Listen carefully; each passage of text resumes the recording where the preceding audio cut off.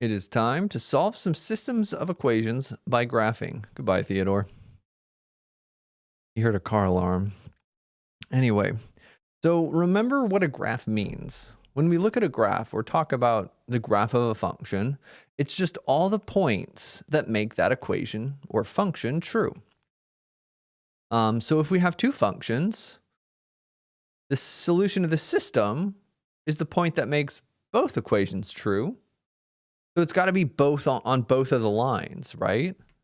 If I have one line, well, that line is all the points where one equation's true.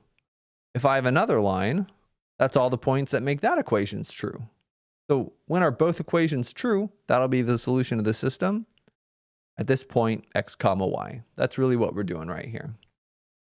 So let's do an example. Solve the following system by graphing by hand and check your answer. So let's graph these equations by hand. A couple ways of graphing lines. You could plot 2 points, or you could put it in the form y equals b plus mx. Up to you. If we put things in the equation y equals b plus mx, we have to subtract 2x from both sides of this first one. If we do that, we're going to get y is equal to -8 minus 2. Gosh, I'm going to change this problem. Let's change this to a +8. I'm just adjusting the problem, not doing any math, just editing the notes. And then we get this equation, y equals 8 minus 2x. So if we do that, the y-intercept is +8. 1, 2, 3, 4, 5, 6, 7. Oh, that's still way up here. And the slope is -2. -2 can be written as -2/1. That's the same thing. It means we go down 2 and right 1. Down 2 and right 1. Down 2 and right 1. And this is what that equation looks like. All right, and this is the line, 2x plus y equals +8. And we can do that for the other one as well. Let's subtract x from both sides. We're going to get y is -1 minus x. And then let's multiply both sides by -1. Y equals +1 plus x. The y-intercept is +1. I'm going to call this m1. That was our first slope. So our second slope is +1, and we could write that as +1/1, right? There's a 1 right here. We don't write 1x. We just write x. But when you see an x, it's always 1 times x. So that means we go up 1 and right 1, up 1 and right 1.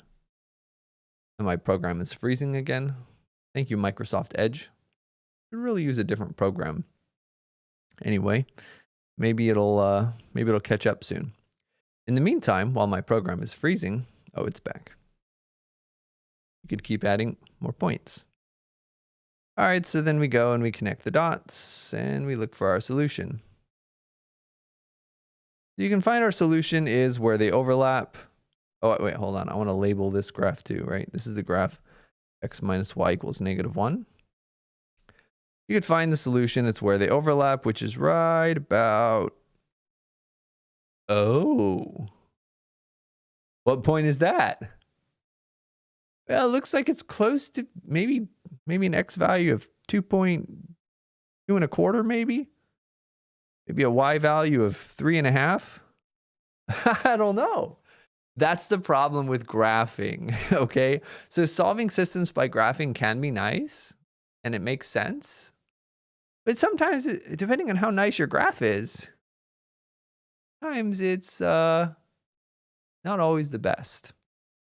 Okay, and it actually was supposed to be nice, but I changed the problem because I wanted to make it I wanted to make it fit on my graph instead of that one.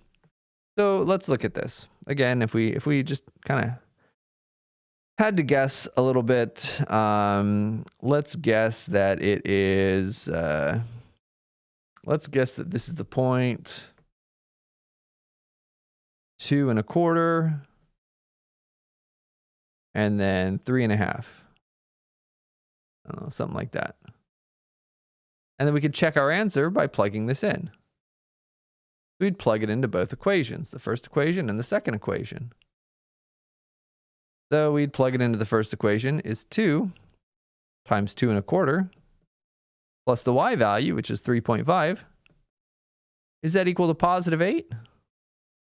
Wait, it might actually be it. I didn't think it would be, but let's see. Well, that's going to be 4.5 plus 3.5. That actually is on the first line.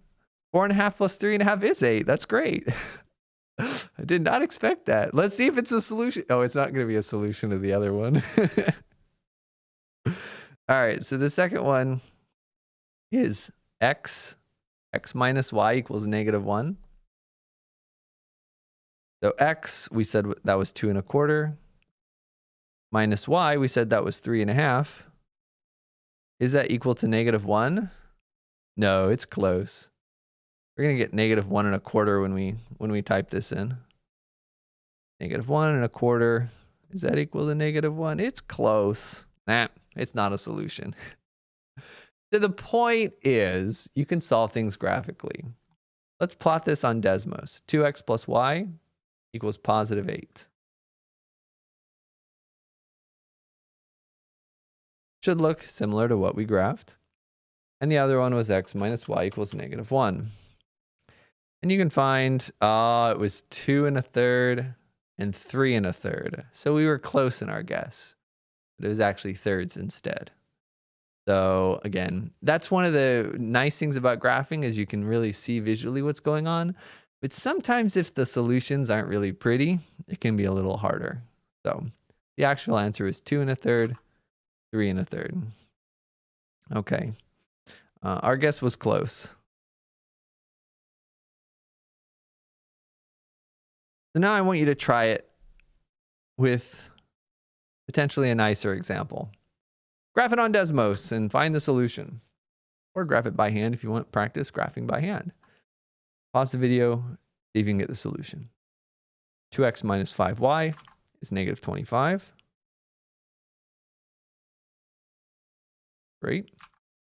And -4x plus 5y equals 35.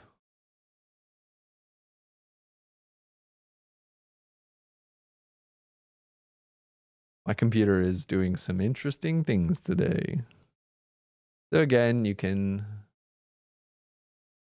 go over here, find the intersection point. 1.667, that's 1 2/3. Right? And if you're ever curious, I think you can do this. Like if you do something like this, it'll... All right, you can check, right? There are a few ways of doing this, but I guess that's not fine. Or that won't work. But yeah, it's 1 2/3, -5 2/3. Those are repeating sixes. Or you can write it as a decimal. All right, 1 2/3, -5 2/3 is our answer. 1 2/3. Y is -5 2/3. Oops, that's not how you write that. Or you could say 1.6 repeating, -5.6 repeating. Or you could write your number as an improper fraction. And we could check our answers too. If we plug in these x's and these y's, both equations should be true. Let me know if you have any questions, and we'll get substituting in the next video.